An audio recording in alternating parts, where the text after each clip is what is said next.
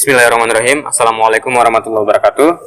Bapak Ibu yang saya hormati, di video kali ini saya akan membagikan kembali informasi yang berkaitan dengan P3K.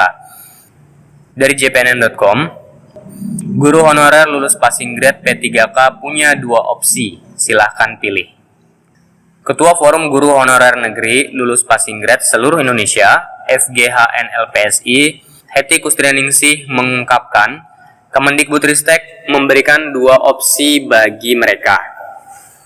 Opsi tersebut sebagai jawaban atas desakan guru honorer negeri yang lulus passing grade P3K tanpa formasi. Sesuai hasil pertemuan dengan para pejabat Kemendikbudristek pada 15 Februari, kami diberikan dua opsi, kata Hetty kepada jpnn.com Rabu 16 Februari. Opsi pertama lanjutnya, 193.000 guru honorer negeri lulus passing grade, baik tahap 1 dan 2 ikut seleksi ketiga. Nantinya mereka akan diprioritaskan mengisi formasi kosong.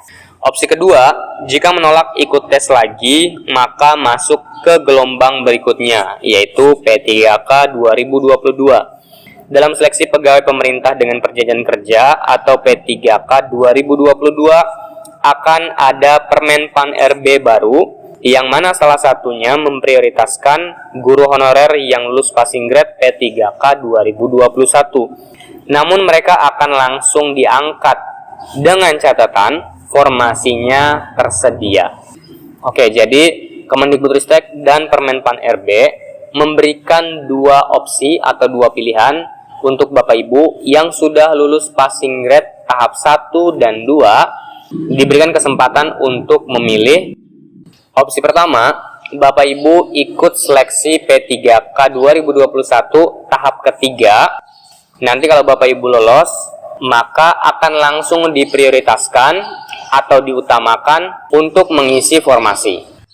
Jadi seperti itu ya Bapak Ibu. Kalau Bapak Ibu lulus passing grade di seleksi P3K tahap 3, maka Bapak Ibu akan diprioritaskan untuk mengisi formasi. Tetapi, kalau Bapak Ibu tidak ingin mengikuti seleksi P3K tahap 3, Bapak Ibu bisa ambil opsi yang kedua yang diberikan oleh Kemendikbudristek dan Permen Pan RB.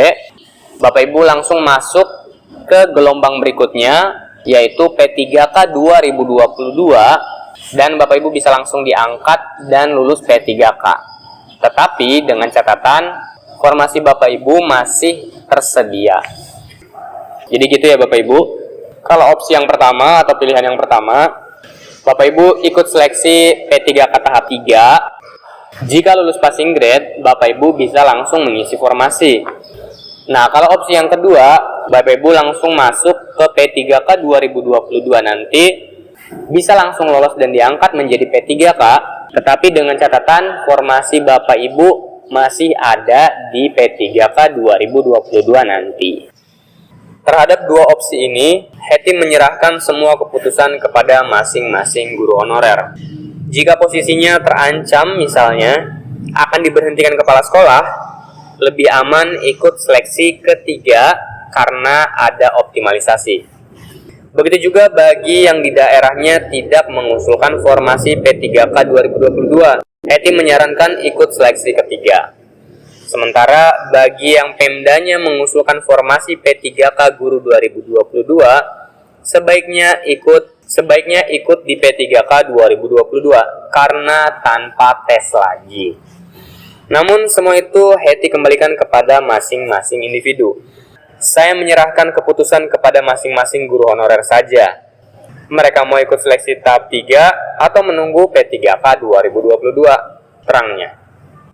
Hetty sendiri dalam posisi dilematis, sebab terhitung 16 Februari 2022, dia tidak lagi diizinkan mengajar di SDN 8 Kota Cilegon oleh kepala sekolahnya. Karena saya sudah diberhentikan, memang akan lebih baik ikut yang seleksi ketiga agar mendapatkan optimalisasi. Ini masih sholat istikharah dulu untuk menentukan pilihan. Pungkas Hetty Kustrianingsih. Baik Bapak Ibu, kita berlanjut ke berita berikutnya. Dari radarbanyuwangi.com, PGRI minta semua pelamar P3K diterima. Puluhan pengurus dan anggota Persatuan Guru Republik Indonesia (PGRI) mendatangi kantor DPRD Banyuwangi kemarin 8 Februari. Mereka meminta Pemkab memperjuangkan agar seluruh pelamar pegawai pemerintah dengan perjanjian kerja P3K Guru tahun 2021, khususnya mereka yang lolos ambang batas atau passing grade, diterima sebagai abdi negara. Para guru tersebut diterima Ketua Komisi 4 DPRD, Vicky Septalinda, dan sejumlah anggota Komisi Bidang Pembangunan dan Pendidikan, Kepemudaan, dan Olahraga tersebut. Dewan lantas menggelar rapat dengar pendapat dengan menghadirkan Kepala Badan Kepegawaian, Pendidikan, dan Pelatihan BKPP Banyuwangi, Naiful Huda, dan pelaksana tugas PLT Kepala Dinas Pendidikan, Dispendik Suratno. Apa saja isi rapatnya? Ketua PGRI Banyuwangi Sudarman mengatakan, pada rekrutmen P3K tahun lalu, Pemkab Banyuwangi mengusulkan 3.624 formasi. Namun pada pelaksanaannya peserta seleksi P3K hanya 2.773 orang. Maka logikanya semua peserta bisa diterima menjadi P3K. Tetapi kenyataannya ada banyak tenaga honorer yang sudah bertahun-tahun mengabdi ternyata tidak lolos, ujarnya. Jadi ini benar ya Bapak Ibu, kalau formasinya sebanyak ini, 3.624 orang, dan yang melamar hanya 2.773 orang, maka secara logika, semua peserta yang melamar harusnya bisa diterima. Harusnya bisa diterima dan lolos P3K. Apalagi tidak sedikit guru yang lolos passing grade tidak bisa menempati formasi yang dilamar. Hal itu dipicu formasi guru mata pelajaran tertentu sangat sedikit. Sedangkan jumlah pelamar pada formasi itu membludak. Contohnya guru agama. Misalnya di satu sekolah membutuhkan satu guru agama yang mendaftar bisa 70-80 orang. Itu pun formasi yang tersedia hanya guru agama di SMP, di SD tidak ada formasi, kata dia. Sudarman berharap semua guru yang melamar seleksi P3K bisa diloloskan menjadi ASN. Ini butuh goodwill dari pemerintah dan DPRD, ujarnya. Di sisi lain, berdasarkan Peraturan Menteri Pendayagunaan Aparatur Negara dan Reformasi Birokrasi Permenpan RB nomor 28 tahun 2021, peserta seleksi P3K boleh berasal dari guru swasta.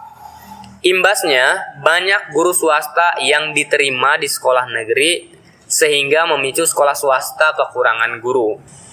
Berkaitan dengan hal ini, kami berharap Pemkab dan Dewan bijak menentukan itu. Harus ada win-win solution, harapnya. Ketua Komisi 4, Vicky Septalinda mengatakan, dalam hearing kemarin, yang menjadi dasar PGRI jelas, yakni kuota P3K di Banyuwangi 3.600 lebih. Sejauh ini yang sudah selesai digelar adalah seleksi tahap 2. Yang ready diterima sebagai P3K sekitar 2.070 orang. Artinya, masih ada peluang untuk yang lain. Adanya peluang ini diharapkan dapat tercukupi pada seleksi di tahap 3, kata dia. Soal kedua yang disampaikan PGRI, Ibu Vicky, urusan guru swasta yang lulus mengikuti seleksi P3K dan lolos. Akhirnya sekolah swasta mengeluh kehilangan guru yang sudah bersertifikasi pendidik. Apakah bisa ini diperbantukan? Ini kan program pemerintah. Normalnya P3K tersebut ditempatkan di sekolah-sekolah pemerintah. Ini yang diusulkan teman-teman PGRI, dilakukan pemetaan ulang setelah seleksi tahap ketiga untuk mengetahui sekolah-sekolah swasta yang kekurangan guru dan bisa dicarikan solusi terbaik, pungkasnya. Jadi itu Bapak Ibu informasi yang dapat saya bagikan pada video kali ini. Terima kasih buat Bapak Ibu yang sudah menyimak video ini. Terima kasih buat Bapak Ibu yang sudah like, comment, share, dan subscribe. Nantikan informasi berikutnya. Wassalamualaikum warahmatullahi wabarakatuh.